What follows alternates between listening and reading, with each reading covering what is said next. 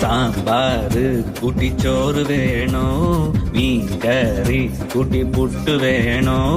പുട്ടും വേണ്ട ചോറും വേണ്ട ബിരിയാണി മതിയെണ്ണ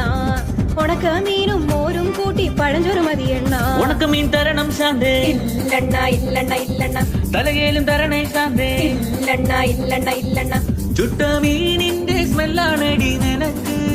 ചുട്ട മീനിന്റെ സ്മെല്ലാണടി നിനക്ക് അത് കുളിക്കാത്ത സ്മെല്ലാണെണ്ണ എനിക്ക് അത് കുളിക്കാത്ത സ്മെല്ലാണെണ്ണ എനിക്ക്